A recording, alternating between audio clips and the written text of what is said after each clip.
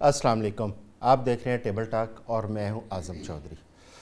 آج پھر ہم بات کریں گے ایران کی جنگ کے اوپر، کیونکہ ایک جانب مذاکرات کا دور چل رہا ہے اور پاکستان کے اندر مختلف ممالک کے وزرائے خارجہ آ رہے ہیں تاکہ ایران اور جو اسرائیل کے درمیان اس وقت تنازع ہے اس کے اندر کوئی مذاکرات کے ذریعے کوئی راستہ نکالا جائے، اس جنگ کو روکا جائے، جبکہ دوسری جانب حملوں کا سلسلہ اس پہلے سے بھی زیادہ شدت کے ساتھ جاری ہے اور ایران کے اوپر اسرائیل کی جانب سے جو حملے کیے گئے ہیں اس میں دو ان کی سٹیل ملز، ایک ان کا واٹر پلانٹ اور ایک جوہری ٹیکنالوجی کا ایک پرائیویٹ ادارہ اس کو نشانہ بنایا گیا۔ اس کے ساتھ ساتھ جو ہوتھی قبائلز ہیں، جو ہوتھی جنگجو ہیں، وہ بھی جنگ کے اندر اس وقت کودتے ہوئے نظر آ رہے ہیں اور انہوں نے اسرائیل کے اوپر آج ایک میزائل داغا۔ اس کے کیا کانسیکوینسز آئیں گے سامنے؟ کیا آبِ ہرمز کے ساتھ ساتھ یہ بحیرہ احمر اس پہ بھی کوئی بندش ہونے جا رہی ہے؟ کیا ادھر سے بھی جو ٹریڈ روٹ ہے اس کو بند کیا جائے گا؟ اور اگر ایسا ہوتا ہے تو پوری دنیا کی معیشت جو اس وقت پہلے ہی بہت زیادہ دباؤ میں ہے اس کے کیا حالات ہوں گے اور وہ کس طرح پوری دنیا اس میں سروائیو کرے گی؟ اس کے ساتھ ساتھ پاکستان کا جو کردار اس وقت سامنے آ رہا ہے، پوری دنیا اس کے اوپر بات کر رہی ہے، اپریشیٹ کیا جا رہا ہے اور پاکستانی وزیر اعظم میاں شہباز شریف صاحب کا ایرانی وزیر اعظم سے بار بار رابطہ، اس کی کیا اہمیت ہے؟ کیا ایران پاکستان کے جانب سے جو امریکی جو ان کو پوائنٹس دیے گئے ہیں اس کے اوپر راضی ہوگا؟ ان تمام موضوعات کے اوپر بات کریں گے۔ ہمارے ساتھ اس پہ بات کرنے کے لیے بریگیڈیئر امجد صاحب موجود ہیں، دفاعی تجزیہ نگار ہیں۔ ان کے ساتھ ساتھ ہمارے ساتھ عبداللہ ملک صاحب ہیں اسٹوڈیو کے اندر۔ ہمارے ساتھ اس وقت بہرامند تنگی صاحب ہیں جو سینیٹر ہیں مسلم لیگ نون کے، وہ بھی ہمارے ساتھ موجود ہیں، اور کرنل سیف قریشی صاحب وہ بھی اسٹوڈیو کے اندر ہمارے ساتھ موجود ہوں گے۔ السلام علیکم بریگیڈیئر صاحب۔ یہ اس وقت جنگ کے جو ہم توقع کی جا رہی تھی کہ جنگ میں تھوڑی سی کوئی کمی آئے گی کوئی حملوں کے اندر، کیونکہ ایک جانب مذاکرات کا سلسلہ شروع ہوا ہے اور ٹرمپ نے 10 دن کا ٹائم دیا تھا کہ 10 دن تک ایران کے اوپر حملوں کی وہ شدت نہیں ہوگی، لیکن اس کے باوجود ایران کے اوپر تابڑ توڑ حملے کیے جا رہے ہیں۔ جس طرح کہ آپ نے دیکھا ہوگا کہ ان کی دو جو سٹیل ملز ہیں ان کو نشانہ بنایا گیا، پانی صاف کرنے کا ان کا جو پلانٹ ہے اس کو تباہ کیا گیا، اور اسی طرح جوہری ٹیکنالوجی کا ایک پرائیویٹ ادارہ تھا اس کے اوپر بھی بم برسائے گئے۔ تو کیا یہ مذاکرات کا کوئی اسرائیل کے اوپر کوئی اثر نہیں ہو رہا؟ کیا اسرائیل امریکہ کے کنٹرول میں نہیں ہے یا یہ ان کی ملی بھگت ہے کہ حملے جاری رکھنے ہیں اور دوسری جانب مذاکرات شروع کرنے ہیں؟ ہاں دیکھیے، thank you very much Chaudhry صاحب۔ دیکھیے، یہ جب جنگ شروع ہوتی ہے تو اس میں یہ نارمل یہ ایکٹیویٹی ہے کہ جہاں ڈپلومیٹک چینل کھلے ہوتے ہیں وہاں جنگ جاری رہتی ہے، اور اس کی انٹینسٹی کم کر دی جاتی ہے کہ ہو سکتا ہے مذاکرات کی ٹیبل پہ جب بیٹھیں اور کچھ سچویشن ایسی نکلے کہ جنگ بندی کر دی جائے۔ میرا ذاتی خیال یہ ہے، بلکہ پچھلے 1 مہینے سے ہم اس چیز کو مختلف چینلز پہ ڈسکس کر رہے ہیں، اور میرا ذاتی خیال یہ ہے کہ یہ جنگ بند ہونے والی نہیں ہے۔ اس کی وجہ ہے، دیکھیے، ایک نوشن آف وکٹری اور ایک ڈیفیٹ کی ریزنز ہوتی ہیں۔ اس میں تو کوئی دو رائے نہیں ہے کہ جس طرح یہ جنگ شروع کی گئی تھی، اس کی جس طرح اسٹریٹجی فارمولیٹ کی گئی تھی، اس اسٹریٹجی کے اندر بڑے فلاز تھے۔ آپ کی آپریشنل یا ٹیکٹیکل بریلینس، اگر آپ کی اسٹریٹجی فالٹر کر جائے تو ان کے کوئی معنی نہیں ہوتے، اور اگر آپ کی اسٹریٹجی بریلینس ہو تو آپ آپریشنل یا ٹیکٹیکل لیول پہ چھوٹی موٹی شکست بھی ہو یا آپ دب بھی رہے ہو تو وہ اس کو اوور کم کر جاتا ہے۔ میں اگر اسلامک ہسٹری میں، اور دوسری اور تیسری بات یہ ہے کہ اسٹریٹجی، ملٹری اسٹریٹجی جو کی ہے، اس کا تعلق پاور سے یا ٹیکنالوجی سے نہیں ہوتا، اس کا تعلق ایک اسے کہتے ہیں کہ ایک جینیس جو اسٹریٹجک مائنڈ ہوتا ہے وہ اس کو فارمولیٹ کرتا ہے۔ اب جنگ ایک بالکل مختلف چیز ہے۔ آپ دیکھیں، اگر اسلامک وارز کی ہم بات کریں تو خالد بن ولید ہمیشہ اپنے مد مقابل کے نسبتاً کم فورس میں ہوتے تھے، ان کے جو دشمن ہوتے تھے ہمیشہ 2 سے 3 4 گنا زیادہ، لیکن ان کی ایک اسٹریٹجک بریلینس تھی جس کی وجہ سے وہ جنگیں جیتتے تھے۔ یہ جنگ ایکچولی جب فارمولیٹ کی گئی اور جب اس کو شروع کیا گیا تو یہ دماغ میں رکھ کے کیا گیا کہ یہ شاک اینڈ آ جو کہ بیسک ڈاکٹرین ہے امریکہ کا، اور اس کی جو بے تحاشا ملٹری پاور ہے اس کی مشین کے پاس، وہ اس کے اوپر وہ بیس کر کے کرتا ہے، جیسے عراق ہو گیا، لیبیا ہو گیا، افغانستان یا اور ممالک جتنے بھی ہیں جہاں جہاں اس نے یہ کیا۔ अनफॉर्चुनेटली इस स्ट्रेटेजी को भी, इसको मैं कहता हूँ कि जंग के अंदर वन लाइनर स्ट्रेटेजी नहीं होती कि पै जा, ऐसे नहीं होता। इनकी वन लाइन स्ट्रेटेजी उन मुल्कों को दिमाग में रख के रही कि पै जा, और 2-3 दिन बाद ईरान लेट जाएगा, और उसकी सेंटर ऑफ ग्रेविटी उन्होंने जो आइडेंटिफाई की वो उनकी लीडरशिप थी कि उनके टॉप लीडर्स मार दिए जाएंगे और ये लेट जाएंगे, हाथ खड़े कर देंगे। सही। किसी भी नेशन के पार पोटेंशियल के अंदर उसका सबसे बड़ा पार पोटेंशियल उसकी नेशन होती है। आप देखिए कि ये जंग आज मैं बिल्कुल यानी बरमिला ये बात कह रहा हूँ कि Iran as per as the notion of victory is concern, Iran ये जंग जीत चुका है। अच्छा, असूलन ये जंग ईरान जीत चुका है। हाँ। और इसका जो आखिरी स्टैंड है जो कि मिलिट्री स्ट्रेटेजी का सबसे डेंजरस स्टैंड होता है, वो होता है कि दुश्मन के दिमाग के अंदर पैरालिसिस इंड्यूस कर देना। और पैरालिसिस इंड्यूस करने का मतलब है कि उसकी डिसीजन मेकिंग पावर जो है वो या खत्म हो जाए या वो डाइसी हो जाए। आप देखिए इस वक्त क्या डिसीजन मेकिंग पावर है अमेरिका के पास या बुश के पास, सॉरी डोनाल्ड ट्रंप के पास, कि एक ब्लंडर किया, एक और ब्लंडर किया, और अब तीसरा चौथा ब्लंडर क्या कर रहा है कि मैं ग्राउंड ट्रूप्स भेजूंगा बूट्स ऑन ग्राउंड के लिए। तो उसकी भी आज की खबरें देखी, उन्होंने कैप्चर भी किया, मारे भी हैं। It's not that easy. उस नंबर एक तो देखिए ईरान के नेशन के अंदर एक रेसिलियंस है, they have made up their mind कि हमने लड़ना है। दूसरा, ईरान जो मिलिट्री स्ट्रेटजी फॉर्मुलेट कर रहा था वो 2 से 3 दहाइयों से कर रहा था, क्योंकि उसको अल्टीमेटली पता था कि अल्टीमेटली ये जंग होनी ही होनी है। अब इसके ऊपर ये आपस में अगर ये ब्लेम गेम करें कि ट्रंप कहे मुझे नेतन्याहू ने फंसाया, नेतन्याहू कहे मेरे डिफेंस सेक्रेटरी ने मुझे फंसाया है, और तमाम खलीजी ममालिक कहें कि हमें धोखा दे दिया गया, हम तो समझे थे ये बेसिस हमारे लिए बनाए गए हैं, वो तो हमें भी छोड़ के भागे हैं। और आखिरी मैं ये इसमें ये गुजारिश कर दूं कि जब नेगोशिएशंस हो रही होती हैं, अब मुझे नहीं पता, मैं मेरे पास इसकी कोई authenticated report as of now नहीं है इन मुज़ाकरात की, कि एक जो कि इस वक्त डिफीटेड है as of today as per the notion of victory, वो अपने 15 पॉइंट्स दे रहा है। उसका मतलब है कि आप लेट गए, बिल्कुल सब कुछ छोड़ दें, ईरान इज मिस्टर नोबडी, बिल्कुल। और एक विनर है जो 4-5 पॉइंट दे रहा है, जो इस बात के ऊपर बज़िद है कि आप यहां से निकल जाएं और आज के बाद there is no American hegemony in this region, I am boss here। चाहे वो स्टेट ऑफ हुर्मुज़ को कंट्रोल करना है, चाहे बाब मंदब को कंट्रोल करना है। देखिए जंग रुक नहीं रही, लास्ट जंग रुक नहीं रही। इसका सबसे बड़ा लिटमस सबूत ये है कि हुतीज हैव स्टेप्ड इन, हुसी स्टेप्ड इन कर चुके हैं। हुसी का स्टेप इन करना बहुत डेंजरस है। बिल्कुल, बाब मंदब बंद होता है तो ऑलरेडी जो इकोनॉमिक सिचुएशन पूरी वर्ल्ड की है वो मजीद तबाही की तरफ। ब्रिगेडियर साहब, हुसीज के ऊपर हम एक डिटेल उस पर अभी बात करते हैं। बहरामंद तंगी साहब, ब्रिगेडियर साहब ने जिस तरह जंग के ऊपर रोशनी डाली है, बड़ी उन्होंने डिटेल से बात की है। एक तो उनका पॉइंट था कि ये जंग अभी फौरी तौर पर रुकती हुई नज़र नहीं आ रही, ये बड़ी इंपॉर्टेंट बात है। दूसरी ये है कि नफसियाती और प्रैक्टिकली दोनों सूरतों में ईरान जंग जीत चुका है। अच्छा, अब आ जाती है बात इसके अंदर पाकिस्तान के रोल की, मुज़ाकरात की। आप क्योंकि हुकूमत के अंदर बैठे हैं, जो अमेरिका ने 15 पॉइंट दिए थे, क्या आप समझते हैं कि ईरान उन पॉइंट्स को एक्सेप्ट कर सकता है जंग रोकने के लिए?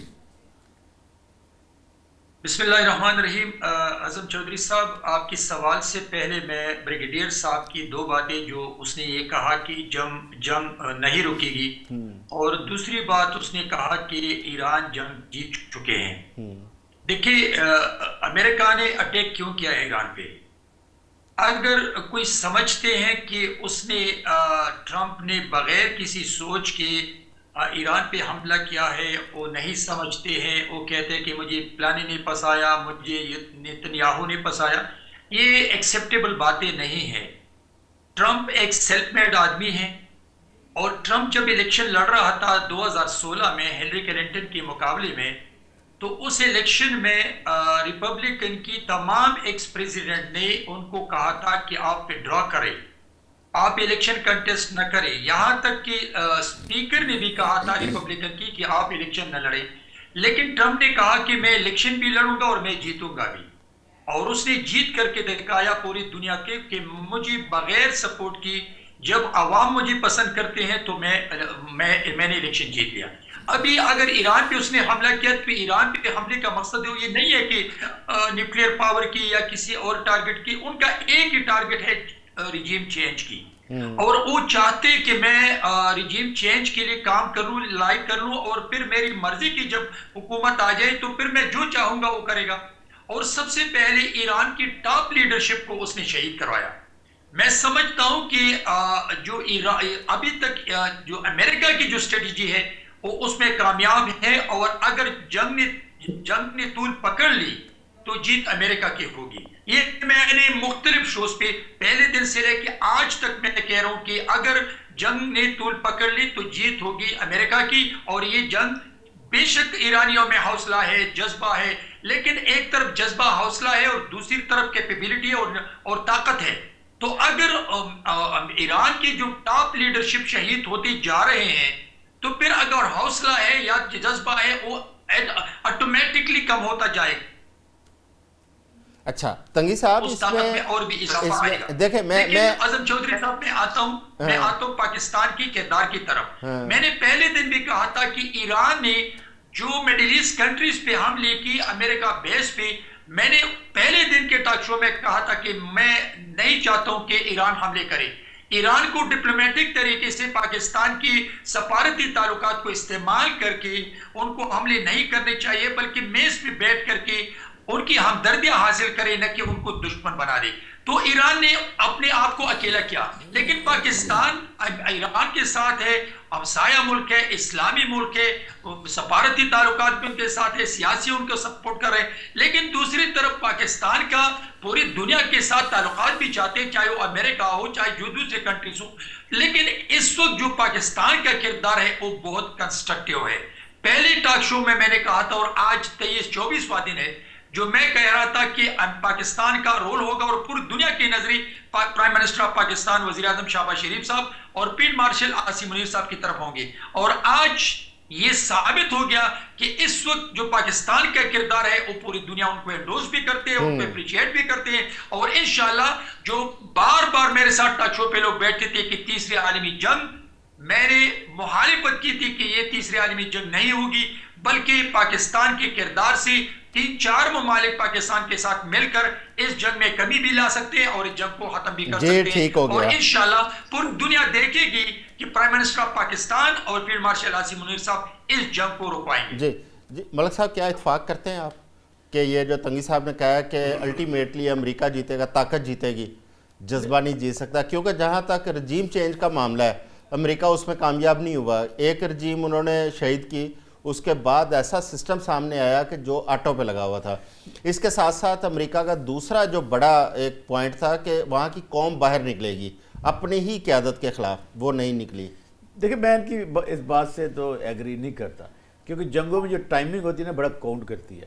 دیکھیے جب انڈیا نے ہم پہ اٹیک کیا تو بہت سارے ممالک نے، جو طاقتور ممالک تھے، تو انہوں نے کہا تھا کہ ہماری لیڈرشپ سے، سیولین اور ملٹری لیڈرشپ سے، کہ آپ تحمل کا مظاہرہ کریں، ہم انڈیا کو سمجھا رہے ہیں اور انڈیا آپ سے معافی مانگ لے گا اور حالات ٹھیک ہو جائیں گے۔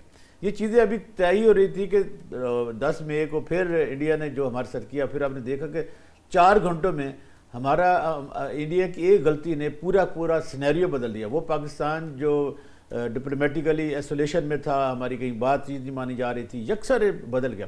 ایسے ہی جب جون میں امریکہ نے ایران پہ حملہ کیا، اسرائیل اور امریکہ نے، تو اس وقت ان کی یہ توقع تھی کہ بہت ساری پبلک باہر نکل آئے گی اور پورا کا پورا رجیم بدل جائے گا۔ لیکن جس انداز میں ایران نے اپنے ملک میں جو پروسیشن تھے ان کو قابو کیا، ملین میں پروسیشن تھے، اور پھر صبر کا تحمل کا مظاہرہ کرتے ہوئے اپنی ایک حکمت عملی بنائی، اور بالآخر امریکہ اور اسرائیل نے حملے بند کر دیے۔ اب چونکہ دیکھیے نا، تازہ ابھی وہ انسیڈنٹ ہوا تھا اور ایران نے اپنے معاملات کو کور کر لیا تھا، اور پھر جن معاملات پہ یہ جنگ ہوئی تھی جون میں، ان پہ جو پیش رفت ہونے جا رہی تھی، مذاکرات چل رہے تھے اور کنکلوژن کی طرف جا رہے تھے، ایرانی لیڈرشپ مان بھی گئی تھی، اچانک اسرائیل اور امریکہ نے پھر دوبارہ ایران پہ حملہ کر دیا۔ پھر ان کی جو روحانی لیڈرشپ، جب انہوں نے اس کو مارا تو وہ قوم پوری کی پوری کھڑی ہوگی۔ اب آپ ان کے سوال کا جواب، امریکہ کا تو یہ خیال تھا نا کہ قوم ان کے خلاف کھڑی ہوگی، ہاں جی، کہ رجیم بدل جائے گا، لیکن وہ پوری کے پوری دیکھنا ایک بندہ بھی وہاں پہ نہیں نکلا، بلکہ جب بچوں پہ اسکولوں پہ حملے کیے گئے، تو خواتین کو مارا گیا یا جو ہمارے انٹرنیشنل کنونشن ان کی خلاف ورزیاں کی گئی تو پوری کی پوری جنریشن ان کے پیچھے کھڑے گئے. پھر جو باقی ممالک تھے جن کا اسرائیل کی جنگ میں کچھ کنسرن ہی نہیں تھا وہ انہوں نے ایران کا امریکہ کے ساتھ چھوڑ دیا. مطلب نیٹو امریکہ کے ساتھ جنگ میں نہیں ہے, جو یورپی یونین ان کے ساتھ نہیں ہے, ان کے اپنے الائے ان کے ساتھ نہیں ہے. پھر چونکہ ایک سینیریو ایسا چل رہا تھا کہ ٹرمپ نے خود یو ٹرن لے لیا تھا. پہلے جو ان کی ایک پالیسیاں تھی کہ ہم سب سے پہلے امریکہ, جیسے مشرف صاحب نے کہا سب سے پہلے پاکستان, اور پھر انہوں نے آتے کیا کیا, ٹیرف بڑھا دیا, مختلف ممالک کے ساتھ جو ان کے الائے تھے ان کو چھوڑنا شروع کر دیا, وینزویلا کے صدر کو اٹھا لیا, کیوبا کے متعلق بات چلے کرنل صاحب کو بھی شامل کرتے ہیں اس بحث میں یہ کہنا چاہتا ہوں کہ جن فوجوں کے پیچھے نیشنز ہوتی ہے وہ ہمیشہ وہ جیتتی ہیں. مجھے امریکہ یہ جنگ ہارتا ہوا نظر آیا. یہ دیکھیں نا, کوئی طاقت کا استعمال کوئی اتنا نہیں ہوتا جتنا کہ اکنامیکلی آپ کو معاشی لحاظ سے آپ پیچھے چلے جاتے ہیں, وہ زیادہ. اچھا کرنل صاحب, ایک جانب اسرائیل ایران کے اوپر بم مار رہا ہے, دوسری جانب جو مشرق وسطیٰ کے ممالک کے اندر امریکی اڈے ہیں وہ مسلسل استعمال کیے جا رہے ہیں امریکہ کی جانب سے. اچھا, اب اس کے جواب میں جو ایران نے وہاں پہ بمی کی ابھی یو اے ای کے اندر اور سعودی عرب کے اندر, وہ دیکھنے میں آئی ہے. یہ جو مشرق وسطیٰ کے ممالک ہے, بار بار ایران انہیں کہہ چکا ہے کہ اپنی زمین استعمال نہ ہونے دیں, لیکن اس کے باوجود وہ زمین استعمال ہونے کے لیے انہوں نے امریکہ کو کھلی چھوٹ دے رکھی ہے. اس کی کیا وجہ ہے کہ کیونکہ ان کو کیا اپنے ممالک کی سلامتی زیادہ عزیز نہیں ہے؟ بسم اللہ الرحمن الرحیم. فات تعبیرو یا اولی الابصار, آنکھ والو عبرت حاصل کرو. چیزوں کو کیلکولیٹ کیا کریں فیکٹ اور فگر پہ, اور چیزوں کو کیلکولیٹ کیا کریں حقیقت پہ.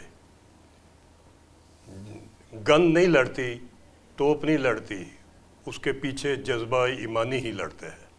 یہ دنیا کی تمام فورسز کو پتہ ہے کہ گن کے پیچھے جو بندہ ہے وہ فیصلہ کرتا ہے کہ کس نے جیتنا ہے اور کون جیتا ہے. اس میں کوئی شک شبہ نہیں ہے کہ ایران جنگ جیت چکا ہے. میں پچھلے 1.5 سال سے متواتر ڈزنز ٹاک شوز میں یہ facts and figure high light کرتا رہا ہوں اور بار بار کاشن کرتا رہا ہوں امریکہ کو اور اسرائیل کو کہ تم جب بھی ایران کے ساتھ آؤ گے تو واپس نہیں جاؤ گے. ایک فیکٹ جو ہے, میں صرف ہی نہیں, امریکن کے اپنے تھنک ٹینک, ایک تھنک ٹینک نہیں, سب سے بڑا تھنک ٹینک ان کا نیشنل سیکیورٹی کے اوپر, ان کے ریٹائرڈ جو جنرلز ہیں جنہوں نے فورسز کو کمانڈ کیا ہے, جوائنٹ چیف جو رہے ہیں, 1 2 نہیں 79 نے اس کے اوپر ریسرچ کی, پیپر لکھے, وار گیمنگ کی. اس کے بعد 2019 میں لیٹر لکھنے پہ مجبور ہو گئے کہ ایران کی طرف نہ جانا. یہ آن ریکارڈ ہے جو میں آپ کو بتا رہا ہوں.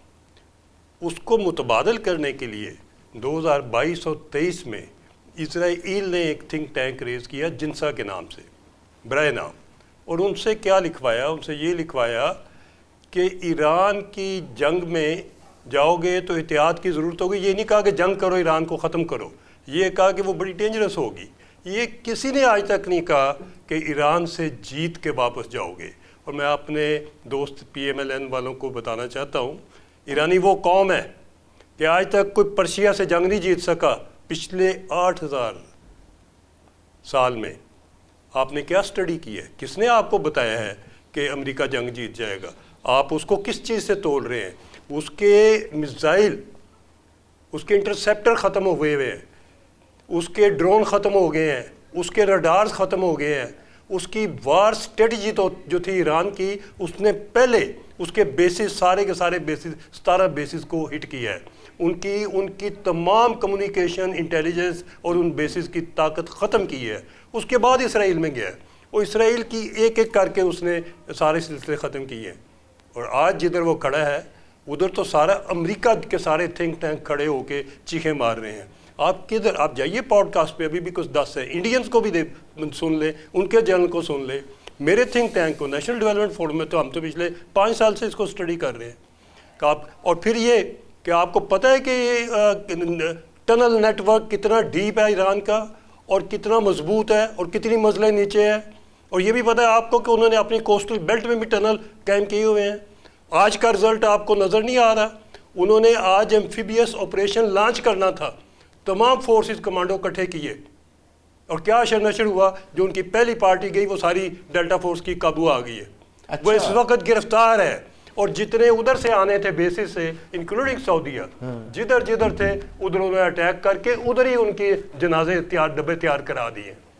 ये पहली फेज गई है, अगली फेजेस बेइंतहा आएंगी। सऊदीया के अंदर भी आज उन्होंने अटैक किया था उनकी बेस के ऊपर, और यूएई में भी किया है। और उधर देखिए, उधर तो उनके जितने भी ये बराए नाम हुकूमतें थीं, ये तो जो उनका हशर और नशर और जो उनकी इकानमी और जो लोग वो तो नज़र आ रहे हैं।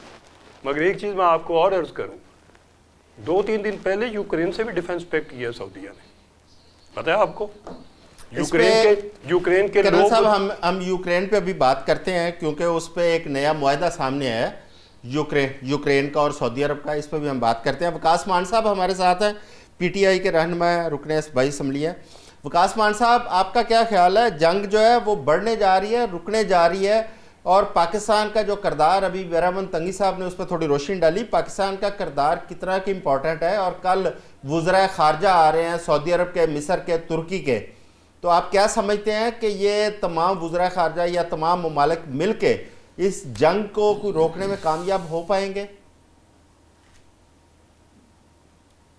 जी, first of all thank you very much for having me.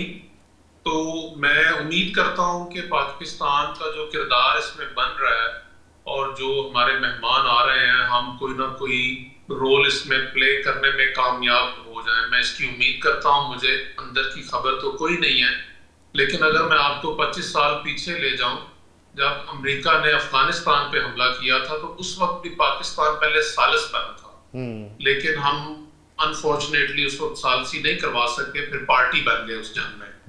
तो आई होप कि इस दफा ऐसा नहीं हो और हम सालस ही रहें और हम अपना बीइंग अ नेबर एक अच्छा किरदार अदा कर सके।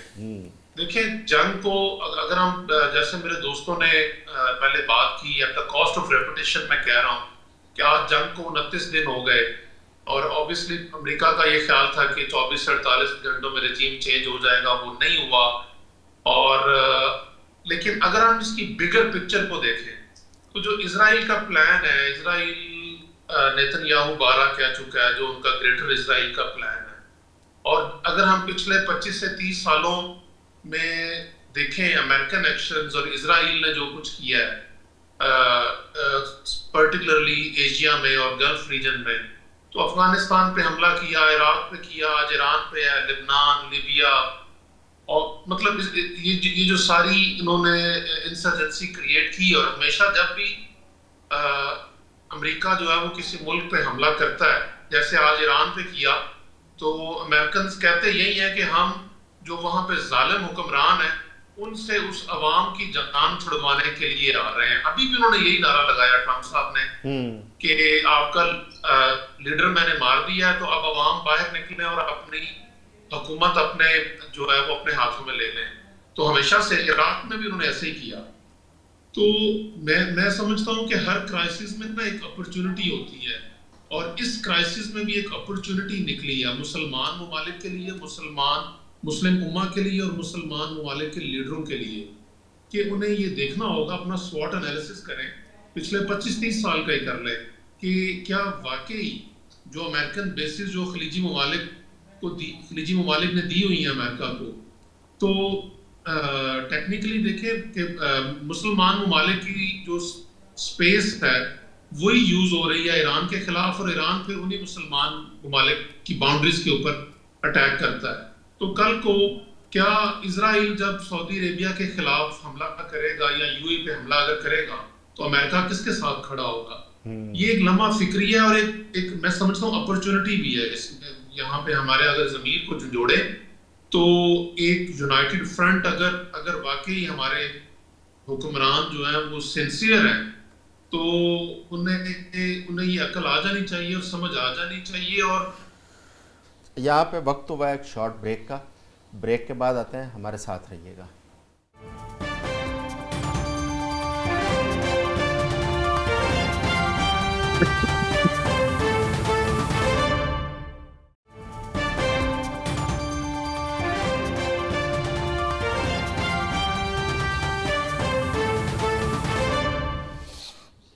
Welcome back. गुफ्तगू का सिलसिला जहाँ पे मुनक़ता हुआ था वहीं से शुरू करते हैं। ब्रिगेडियर साहब, आपने अभी बात की थी हौथीज़ के हवाले से, और हौथीज़ ने एक मिज़ाइल अटैक किया इजराइल के ऊपर आज, और अगर हौथीज़ बाकायदा इस जंग का हिस्सा बनते हैं, पहले तो स्ट्रेट्स ऑफ होर्मुज़ बंद है, अब उसके बाद अगर बहीरा अहमर को हौथीज़ बंद करते हैं तो उसके पूरी दुनिया के ऊपर क्या असरात आएंगे?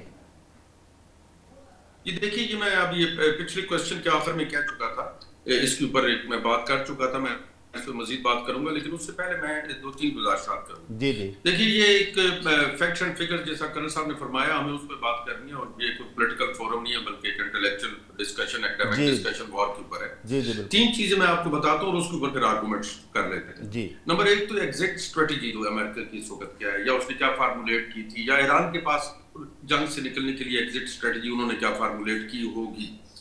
दूसरा है कि आज के मॉडर्न वॉरफेयर के अंदर पिछले चंद सालों से एक चीज जो सामने आई है वो आई है, एक नया फ्रंट सामने आया, उसे मिलिट्री डिप्लोमेसी।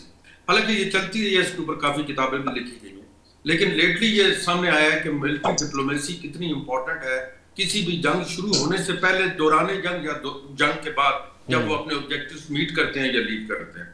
और तीसरी और आम चीज ये है कि मेरा अब भी जाती ये ख्याल है, इसको मैं आर्गुमेंट दे सकता हूँ कि ये जंग का मिनिमम पीरियड 2 साल है। इसके अंदर स्ट्रेटेजिक पॉजेज आ सकते हैं, ऑपरेशनल पॉजेज आ सकते हैं, टेक्निकल लेवल पे पॉजेज आ सकते हैं, और उसके पीछे भी आर्गुमेंट्स हैं, ऑफ कोर्स, जिस तरह मैंने कहा आर्गुमेंट्स देते हैं।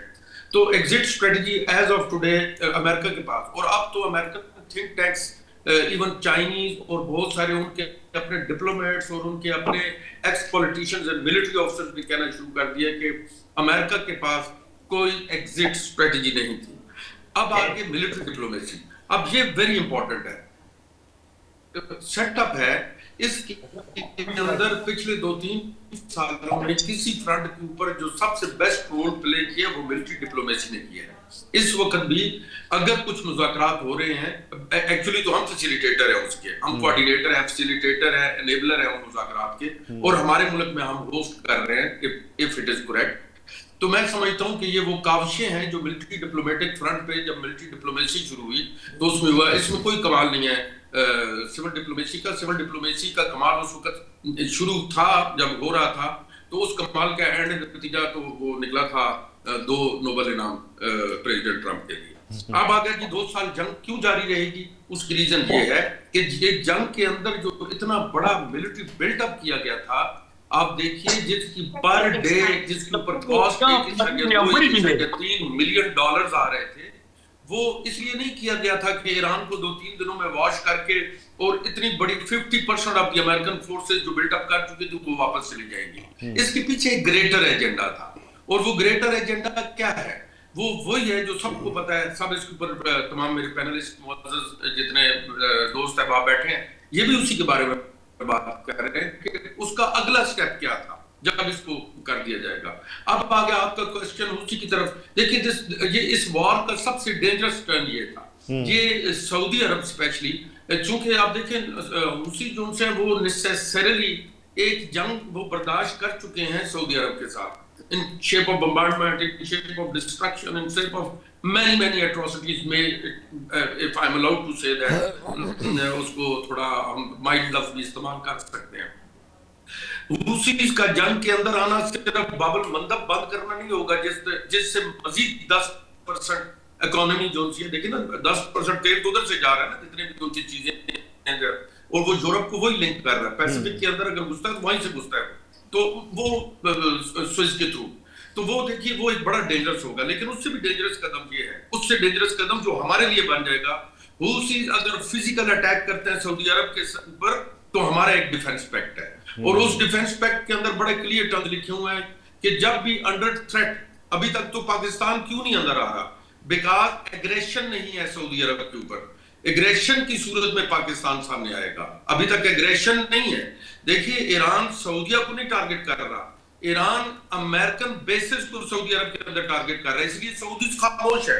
और आज की यानी इसमें तो मैं कहता हूँ बड़ी प्रूडेंस का मुजाहरा कर रहे हैं जीसीसी कंट्रीज के, वो आगे से रिटेलिएट नहीं कर रहे, और मेरे ख्याल में उनको इसके लिए प्रिकॉशंस पता है क्योंकि उनके पास वो स्टैटिस्टिक्स, वो फैक्ट्स, वो फिगर्स जो करण साहब फरमा रहे थे उनके पास मौजूद है। उनको पता है कि अल्टीमेट विनर, और मैं भी समझता हूँ कि अल्टीमेट विनर नहीं, as per the notion of victory Iran has one. तो अगर उसका टारगेट था रेजीम चेंज करना, तो रेजीम तो कोई नहीं चेंज हुई, चाहे वो उसने 500 लीडर मार दिए उनके, चाहे 1000 लीडर मार दिए, वो तो लीडर मारे हैं, रेजीम तो उधर की उधर ही है।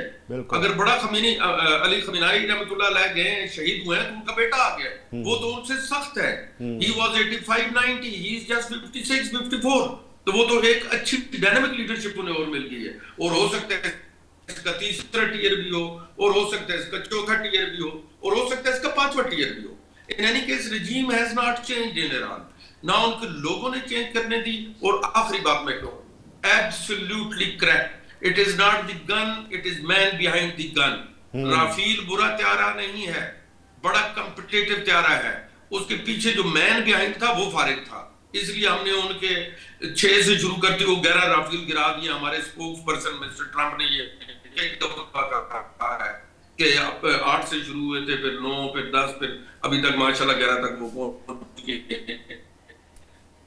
बिल्कुल ठीक है। हमने 11 राफेल क्या इसलिए गिराए कि हमारे जज्बा ईमानी और professionalism, whatever you call it. बिल्कुल ठीक है तंगी साहब, ये आपका जो ख्याल था कि ताकत जीतेगी, लेकिन बाकी तमाम पार्टिसिपेंट्स का ख्याल है कि ईरान प्रैक्टिकली इस वक्त जंग नफसियाती तौर पर भी, अमली तौर पर भी वो जीत चुका है और जीतेगा आगे, चाहे जंग प्रलॉन्ग भी करती है। अच्छा, अब ये एक नया मुआहदा हुआ है यूक्रेन और सऊदी अरब का, और उस दफाई मुआहदा है, एक जानब पाकिस्तान का और सऊदी अरब का भी दफाई मुआहदा है, और यूक्रेन का इजराइल के साथ भी एक डिफेंस पैक्ट है जो कि नेतन्याहू के साथ वो मिले थे। अगर कोई ऐसी खुदा न खासा सूरत हाल बनती है कि जिस तरह सऊदी अरब का भी ब्रिगेड साहब ने जिक्र किया कि यमन के हवाले से, तो पाकिस्तान को साथ खड़ा होना पड़ेगा। और इसी तरह अगर कोई ऐसी सूरत हाल बनती है कि ये इन दफाई मुआहदों की वजह से ईरान के ख़िलाफ़ हमें खड़ा होना पड़ा, तो फिर क्या सूरत हाल बनेगी? मैं अपने चारों साथियों और स्पेशली कर्नल साहब ने जो जज्बाती बातें की, मैं उनके जज्बात का एहतराम करता हूँ, इसलिए कि हम सब मुसलमान हैं और हम एक दूसरे के जज्बात का एहतराम हमें करना चाहिए। तो मैं आपके सवाल से पहले मैं कर्नल साहब के सवाल के कि वो बिल्कुल जंग जीत चुके हैं और ब्रिगेडियर साहब भी उनका साथ दे रहे हैं। मैं आपको कह रहा हूँ कि देखिए, ईरान, अमेरिका तो इस वक्त मुज़ाकरात की भी बात करते हैं, टेबल टॉक्स की भी बात करते हैं, अटैक्स भी करते हैं, और उनकी टॉप लीडरशिप को ख़त्म किया है। अभी मैं आता हूँ आपकी तरफ कि जब तक अमेरिका को ये अंदाज़ा हो कि अभी टेबल टॉक्स नहीं होगा, फिर और डिस्ट्रॉय करेगा, फिर वो हमले करेंगे। अभी तो वो नहीं चाहते कि हम अल्लाह न करे कि ईरान ख़त्म हो जाए। अभी तक तो वो रिजीम चेंज के लिए वो स्ट्रेटेजी करें कि हम मज़ाकरात भी करें, हम अटैक्स भी करें, हम उनकी लीडरशिप को भी शहीद करवा दें, ताकि मेज पे किसी वक्त आ जाए और रिजीम चेंज के लिए हमें मौका मिले। जब उनको पता चल जाए तो उसी वक्त वो फिर अटैक्स करेंगे, और वो अटैक्स फिर अल्लाह न करे वो बहुत खतरनाक होंगे। और उसमें फिर जो इस वक्त तो अमेरिका की जीत और हार की बात अगर हम करते इस जंग के बारे में, तो I think this is not acceptable. मैं समझता हूं एज ए पॉलिटिकल वर्कर, मैं तो इनकी तरह ज्यादा समझदार तो नहीं हूं, मेरे 45 ईयर्स पॉलिटिकल कैरियर है और मैं थोड़ा बहुत सीख चुका हूं कि जंग इस वक्त अभी शुरू है, और इस वक्त जंग के बारे में अगर हम फैसला करते हैं कि जीत चुके हैं, तो आई थिंक मैं जो समझता हूं कि ये गलत है। जहां तक देखिए जो बात की है कि अगर इजराइल सऊदीया पे अटैक करे और तो फिर अमेरिका किसका साथ देगा और फिर पाकिस्तान किसका साथ देगा, इसलिए कि वो उसके दिफाई मुआहिदा है, एग्रीमेंट है सऊदी अरब के साथ। देखिए, पाकिस्तान इस वक्त चाहे वो ईरान के हमसाये मुल्क है, उनके राइट्स को भी वो देखते हैं, और साथ जो हमारी बराबरी की बुनियाद पे ताल्लुकात है हम उनको भी देखते हैं। اسی طرح اگر امریکہ نیتن یاہو اگر سعودی عرب پہ حملہ کرتے ہیں تو پھر امریکہ کی بھی ایک سوچ ہو سکتی ہے کہ میں نے ان کے ساتھ یہاں پہ میرے اڈے ہیں اور وہاں پہ ان کے ساتھ میرا دفاعی معاہدہ ہے، تو اس کی بھی ایک پالیسی ہوگی کہ ان دونوں ممالک کے ساتھ کس طریقے سے آگے بڑھے۔ پاکستان اس وقت ایک طرف اسلامی ممالک ہے، ایک طرف ایران اسلامی ملک ہے، دوسری طرف امریکہ جو اس وقت پاکستان کے وزیر اعظم کو پاکستان کے ساتھ بہت اچھے تعلقات ہیں، اور تاریخ میں پہلی مرتبہ chief of field marshal Asim Munir صاحب کی اور وزیر اعظم پاکستان میاں شہباز شریف صاحب کی بہت عزت کے نگاہ سے دیکھتے ہیں۔ تو پاکستان کا اس وقت جو رول ہے وہ تمام ممالک کے ساتھ ڈپلومیٹک طریقے سے وہ آگے بڑھتے ہیں، تو اسی طرح امریکہ بھی جائے گا۔ لیکن اگر میرے ساتھی اس بات پہ کہ وہ جنگ جیت چکے ہیں، میں کہتا ہوں کہ ابھی جنگ شروع نہیں ہوئی ہے، اس وقت تک جب امریکہ کو پتہ نہ چلے کہ ابھی کوئی میز پہ آنے والے نہیں ہیں تو پھر وہ جنگ شروع کریں گے، اس وقت پھر ہم بتا سکتے ہیں کہ جنگ کون جیت رہے ہیں۔ عبداللہ ملک صاحب، ابھی تنگی صاحب کہہ رہے ہیں کہ جنگ شروع نہیں ہوئی، جبکہ امریکہ اس میں سے پوری دنیا کہہ رہی ہے، امریکن خود کہہ رہے ہیں، اور ابھی بریگیڈ صاحب نے یہ کہا تھا کہ ایگزٹ کوئی ایسی اسٹریٹجی نہیں تھی امریکہ کے پاس، اور امریکہ کو ایگزٹ کے لیے پاکستان کے پاس آنا پڑا۔ تو کیا یہ جنگ ابھی شروع نہیں ہوئی کہ جنگ اپنے اختتام کی جانب بڑھ رہی ہے؟ جنگ تو شروع ہو چکی ہے۔ تنویر بھائی پتہ نہیں کس اینگل سے کہہ رہے ہیں۔ دیکھیے آپ نے کل کی جو خبریں تھی، جو ہائی لائٹس ہو رہی تھی، وہ تھی کہ جی ڈی وینس نے جب نیتن یاہو کو کال کیا اور انہوں نے ان کو شٹ اپ کال دی کہ آپ نے ہمیں اس جنگ میں گھسیڑا ہے، اور آپ نے کہا تھا کہ وہ جے ڈی وینس نے کہا ہے بالکل۔ تو اب دیکھیں نا جنگ تو شروع ہو چکی ہے۔ دوسری بات یہ ہے کہ امریکہ کے جتنے بھی تھنک ٹینکس ہیں، جو ان کے CIA کے جو پریویس ان کے جو ہیڈز رہے ہیں، ان سب نے کہا کہ امریکہ نے غلط کیا ایران کے ساتھ جنگ کرنے میں۔ دیکھیں ساری صورتحال جو جہاں تک یہ پہنچ چکی ہے یہ بڑی مشکل ہے، اور یہ ہمارے لیے بھی اس لیے بھی مشکل ہے کہ ابھی تک ہم جو پاکستان ڈپلومیسی کر رہا ہے وہ بڑی سیفلی کھیل رہا ہے۔ دیکھنا پاکستان نے اس وقت ایران کو بھی انگیج رکھا ہوا ہے، مسلسل ہر گھنٹے کے بعد کوئی نہ کوئی چیز چل رہی ہے، اور مرحوم آیت اللہ صاحب کے ساتھ بھی پاکستان کی لیڈرشپ رابطے میں تھی۔ ہم نے امریکہ کو بھی انگیج کیا ہوا، ہم نے سعودیہ کو بھی انگیج کیا ہوا۔ دیکھیں نا اس لیے کہ ہمارے تعلقات ایران کے ساتھ بھی ہیں، سعودیہ کے ساتھ بھی ہیں، اور سعودیہ کے ساتھ جو حال ہی میں ہمارا جو ڈیفنس پیکٹ ہوا ہے، اور وہ حرمین شریفین کی حفاظت کا جو ہم نے کہا ہے، دیکھیے اللہ نہ کرے اگر کہیں جنگ بڑھتی ہے تو کہیں نہ کہیں پھر ہمیں سعودیہ کا ساتھ دینا پڑے گا، اس وقت جو خطے میں وہ سنگین ترین صورتحال ہوگی۔ لیکن اب ایک اور بات جو بڑی امپورٹنٹ ہے وہ یہ ہے کہ اسرائیل کے یہ مسلسل کوشش ہے کہ کسی نہ کسی طرح کا جو گلف کنٹریز ہیں ان کا تنازع ایران کے ساتھ بڑھے، اور وہ جو جنگ ہوگی وہ بڑی خطرناک ہوگی۔ وہ چاہتا ہے کہ جب یہ آپس میں لڑ پڑیں گے تو ہمارا جو کام ہوگا وہ پورا ہو جائے گا، رجیم ہمیں وہ یہ پورا ہوتا نظر آئے گا۔ لیکن ہماری یہ کوشش یہی ہے پاکستان کی، اور بڑی اچھی کاوش ہے، اور اس کاوش کو سراہنا بھی چاہیے، اور اللہ تعالیٰ کرے کہ ہمارے پاکستان کی جو کوشش ہے، دیکھیں ہم کوئی ان کے درمیان صلح صفائی نہیں کرا رہے، نہ ہی ہمارا کوئی وہاں کا رول ہے، ہم اور صرف اپنا جو فیسیلیٹیشن کا رول ہے وہ ادا کر رہے ہیں، اس لیے کہ اگر یہ حالات بگڑتے ہیں اور جنگ آگے مزید بڑھتی ہے چوئی صاحب، تو پھر وہ جو کووڈ کے دنوں میں جو لاک ڈاؤن ہوا تھا اس سے کہیں شدید قسم کو لاک ڈاؤن کے لیے ہمیں تیار رہنا چاہیے، اور ہماری ملٹری لیڈرشپ۔ سعودی وزیر خارجہ نے یہ بات بھی کی ہے، انہوں نے کہا کہ کووڈ سے زیادہ یہ مشکل دور ہے پوری دنیا کے لیے۔ کرن صاحب یوکرین کے حوالے سے آپ بات کر رہے تھے، میں چاہوں گا کہ آپ یوکرین کے ساتھ جو سعودی عرب کا ایک دفاعی معاہدہ ہے اور پاکستان کا بھی سعودی عرب کے ساتھ دفاعی معاہدہ ہے، عجیب گنجل پڑ گیا ہے، اس کو تھوڑی روشنی ڈالیں۔ میں عرض کرتا ہوں جی گنجل میں نہیں تھوڑا سا پڑ کرنل صاحب میرے بھائی ہیں اور میں احترام کرتا ہوں اس کی جذبات کا۔ جی بالکل کرنا چاہیے۔ دیکھیں ہم ایک سیریس ڈیبیٹ کر رہے ہیں، اس میں بریگیڈیئر صاحب نے ٹھیک فرمایا تھا، یہ کوئی سیاسی بات نہیں ہے، یہ تو ایک سیریس۔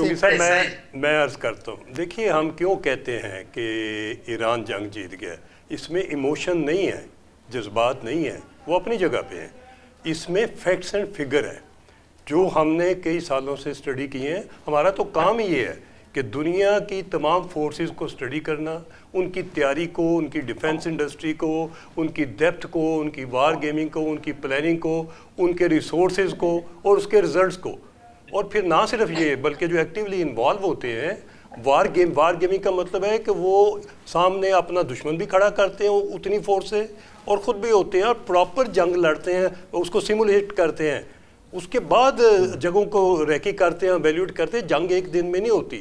مجھے افسوس سے کہنا پڑے گا کہ ٹرمپ صاحب کو ایپسٹین فائلیں لڑ گئی ہیں، یہ جنگ کی پلاننگ نہیں ہوئی ان کی، انہوں نے اس کے اوپر پوری وار گیمنگ نہیں کی. جنہوں نے وار گیمنگ کرنی تھی وہ ان کا اپنا جوائنٹ چیف کے جو یہ کہتا سمجھایا انہوں نے ان کو کہ نہ کریں, اس میں ہمیں نقصان ہوگا. یہ موجودہ ان کا ڈیفنس چیف کہہ رہا, ہم نہیں کہہ رہے.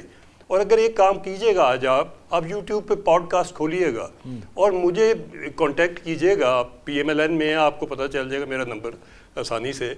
پھر مجھے یہ بتائیے گا کہ دنیا کا کوئی تھنک ٹینک امریکہ سے لے کے اور انڈیا تک انکلوڈنگ اسرائیلی تھنک ٹینکس, کوئی ایسا آپ کو نظر آیا ہے جو کہتا ہو کہ ایران جنگ ہار رہا ہے یا ایران پھنس گیا ہے یا ایران کی اسٹریٹجی جو ہے وہ سپیریئر نہیں ہے؟ ایران نے بڑی ماسٹرز دیکھیے, اس نے پہلے ان کے جتنے بھی تھے ڈرون, رڈار, ان کے بیسز یہ ختم کیے ہیں. جب وہ اندھے ہو گئے ہیں تو آج تو وہ ڈک کی طرح نیچے آئیں گے. جو جنگ لمبی ہوگی وہ فارغ ہو جائیں گے. اور پھر یہ دیکھیے کہ سیز فائر مانگا کس نے؟ وہ مانگ رہا ہے, وہ کہتا ہے ہم بات کرنا نہیں چاہتے ایران, وہ نہیں دینا چاہتے. وہ کہتے ہیں کہ پہلے گرنٹر لاؤ, پہلے یہ بتاؤ کہ آئندہ نہیں لڑو گے, ہرجانہ دو ہمیں, اس کے بعد اسٹیٹ آف ہرمز میں ہم ابھی پیسے لیا کریں گے اگر جہاز گزر. انہوں نے تو ٹرمز وہ رکھی ہیں جو وکٹوریس رکھتا ہے, جنگ جیتنے والا رکھتا ہے. بہرحال اس ساری کے چیز کے ساتھ میں یہ عرض کروں گا, فائنل ٹرمپ کارڈ کھیلا گیا ہے. فائنل ٹرمپ کارڈ تھا ان کا گراؤنڈ آپریشن, ایمفیبیس آپریشن. انہوں نے جو بحرین سے اور مختلف جزیروں سے جتنے انہوں نے ایکٹیویٹ کیے تھے پچھلے 3 دن میں, ادھر فورسز پہنچ گئی تھی. انہوں نے پوری تیاری کے ساتھ اگلے 2-3 دنوں میں 6 اپریل سے زیادہ لیٹ نہیں ہونا تھا, انہوں نے آ جانا تھا. اسٹیٹ آف ہرمز پہ بھی آنا تھا, اس نے اس جزیرے پہ بھی آنا تھا, اور ایران کے کوسٹل بیلٹ میں بھی 2-3 جگہ پہ آنا تھا. شاید ابھی بھی آئیں, مگر ان کو ہم کہتے ہیں اسمبلی ایریا. جب دشمن کی آپ کو پہلے اسیسمنٹ ہو جائے, اگر آپ زیادہ سمجھدار ہوں اور آپ کے کمانڈر ٹھیک ہوں, تو پھر ہم لوگ اسمبلی ایریے میں, اور فائنل ہوتا ہے FUP جہاں کھڑے ہو کے اسالٹ کرنا ہے, اس جگہ سے پیچھے اس کو فارغ کر دیتے ہیں. FUP سے آگے نہیں آنے دیتے, اسمبلی ایریا سے آنے. تو وہ تو انہوں نے آج کر دیا. آج تو کیجولٹیز ہو گئیں. آج تو سعودیہ سے لے کے کویت کے ایئر فیلڈ تک لاشیں پڑی ہیں. جا کے تھوڑا کائنڈلی اسٹڈی کیجیے گا, پھر ہم آپس میں دونوں بھائی ڈسکس کریں گے. اچھا میں اب یوکرین پہ آ جاتا ہوں, بڑا یہ امپورٹنٹ ہے. دیکھیے بات یہ ہے کہ سارے معاملے میں ہم نے امریکہ کے ساتھ اس کا بوجھ اٹھایا اور اس کے ساتھ دوستی نبھائی ہے پچھلے 78 ایئرس. کئی وزیر اعظم شہید کرائے ہیں, کئی, اور تنگی صاحب کے وزیر اعظم کے ساتھ 3 دفعہ, اس لیے کہ وہ ڈکٹیشن ہی مانگتے تھے, 3 دفعہ ان سے رجیم چینج ہوا ہے. میں یہ کہوں پاکستان نے تو کافی سفر کیا ہے, کوئی 200 بلین ہم نے رشین کو پیچھے ہٹاتے امریکہ کے لیے خرچ کیے, اور باقی یہ جو طالبان ہے ابھی یہ اسی وقت کی. ہم تو ٹیررزم کا پچھلی 2 دہائیوں سے شکار ہیں, ہر روز ہمارے شہید ہو رہے ہیں. اچھا ابھی یوکرین کون ہے؟ یوکرین تو ان کا بغل بچہ ہے امریکہ کا. یوکرین کون ہے؟ یوکرین ان کا بغل بچہ ہے, نیٹو اس کو سپورٹ کرتی رہی ہے. ابھی جب اس کو پتہ چلا ہے کہ یہ بیسز خالی کرنے پڑیں گے امریکیوں کو, تو انہوں نے یوکرین کو ڈال دیا. دیکھیے اگر تو وہ کوئی چاہتے ہیں اچھا معاملہ طے ہو جائے ٹیبل پہ, تو ٹیبل تو انہوں نے پہلے بلاک کر دی ہے اس کو بیچ میں ڈال کے. اور یوکرین کو جنگ جیت رہا ہے, وہ کوئی پاکستان کا فیلڈ مارشل ہے؟ وہ تو بھائی یوکرین اپنا گوار ہے, اور 2-3 ہفتے کے بعد پتہ نہیں وہ ادھر ہوگا کہ بھی نہیں ہوگا. آپ اور پھر اس کے پاس ٹیکنالوجی ضرور ہے, سستی ٹیکنالوجی ہے ان کے پاس. جو سستی ٹیکنالوجی وہ آپ خریدیں. پاکستان کے آپ کو اتنا کمپیٹنٹ فیلڈ مارشل آپ کی مدد کر رہا ہے اور سنسیئر ہیں. ہماری اس وقت کی لیڈرشپ سے بہتر لیڈرشپ مسلم بلاک میں اور پاکستان میں کسی کے پاس نہیں ہے. بہت سنسیئرلی اس ملک کو, پاکستان کو بھی اور باقی مسلم ممالک کو لے کے چل رہے ہیں. جی تنگی صاحب کیا کہہ رہے تھے آپ؟ یہ اعظم چودھری صاحب, بریگیڈیئر صاحب اور عبداللہ ملک صاحب کی کوشش ہے کہ مجھے اور کرنل صاحب کو لڑائیں. وہ بالکل انجوائے کر رہے ہیں ہمارے پروگرام کو, دیکھتے ہیں, اور دونوں تنگی صاحب آپ کی لڑائی نہیں ہو سکتی, کیونکہ آپ اور کرنل صاحب میرے بڑے اسپیشل گیسٹ ہیں اور ہمیشہ آپ لوگوں نے مجھے ٹائم دیا. اچھا بریگیڈیئر صاحب, یہ اوور آل دنیا کے اگر ہم حالات دیکھتے ہیں تو کیا دنیا کسی نئے ورلڈ آرڈر کی طرف تو نہیں بڑھ رہی؟ کیا یونیپولر سے کوئی ملٹی پولر کی طرف تو نہیں جا رہے ہم؟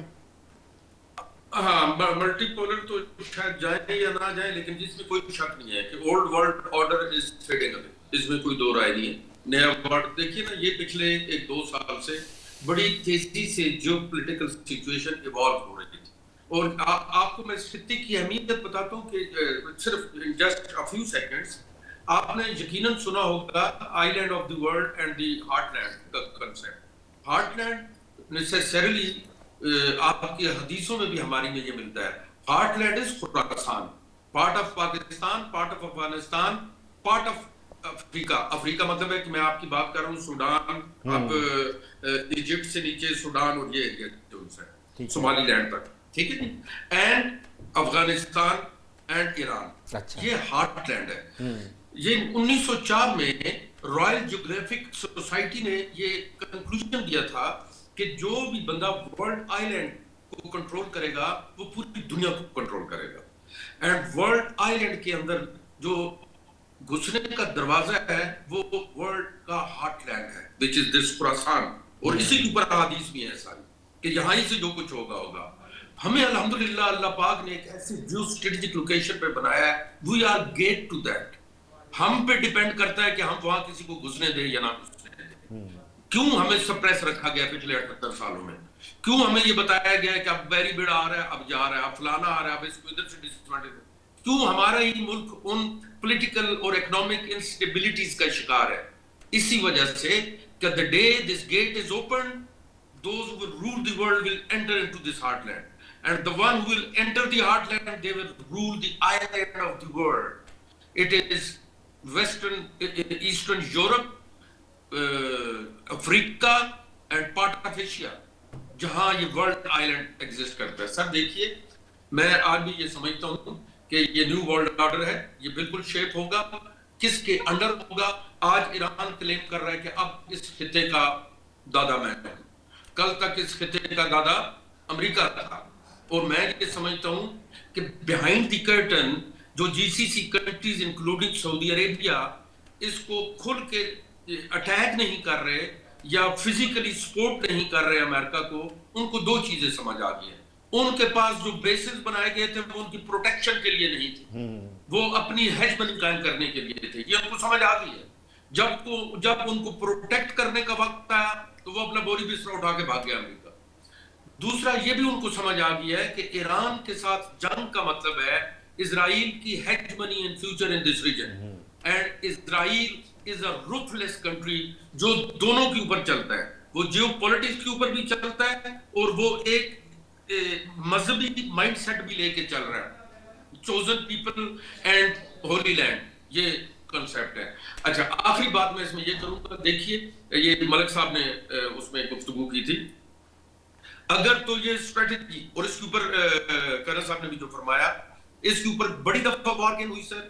ہر دفعہ وار گیم کے اندر امریکن جنرلز نے کانگریس کو یہ بتایا کہ یہ جنگ, آپ جب بھی وار گیم ہوتی ہے یہ جنگ آپ ہار جاتے ہیں اس وار گیم میں. سو دس از ناٹ فیزیبل. یہ جنگ نہیں ہو سکتی اس طرح جس طرح آپ سمجھ رہے ہیں. بریڈ صاحب بڑی پروڈکٹیو, بڑے آخری بات, یہ جملہ بڑے کام کا ہے. اگر تو یہ جنگ کی اسٹریٹجی فارمولیٹ کیا امریکن جنرلز نے تو وہ این ڈی یو میں آئیں, ہم سے امریکن سیکھ کے جائیں کہ اسٹریٹجی آف وار ہوتی کیا ہے. اور اگر یہ وار اسٹریٹجی فارمولیٹ کیا ڈونلڈ ٹرمپ صاحب اور پولیٹیشین نے, تو جنگ should not be left to the politician alone. Generals have to be taken on. Brigade صاحب نے بہت اعلیٰ بات کی. اگر جنگ کی اسٹریٹجی سیکھنی ہے تو ہمارے پاس آئے, این ڈی یو میں آئے. آج کوشش کی کہ ایران کے اور اسرائیل کی جنگ کے تنازع کے اندر پوری دنیا کے اندر کیا اثرات مرتب ہو رہے ہیں, کیا دنیا نئے ورلڈ آرڈر کی جانب بڑھ رہی ہے. ان تمام موضوعات پر ایک بڑی انفارمیٹیو اور پروڈکٹیو گفتگو کرنے کی کوشش کی. تمام مہمانوں کا بہت شکریہ. آج کے لیے بس اتنا ہی. کل دوبارہ آپ کی خدمت میں حاضر ہوں گے جو تازہ ترین جنگ کی صورتحال یا دنیا کے حالات اس کو لے کے. اپنا خیال رکھیے گا. اللہ حافظ.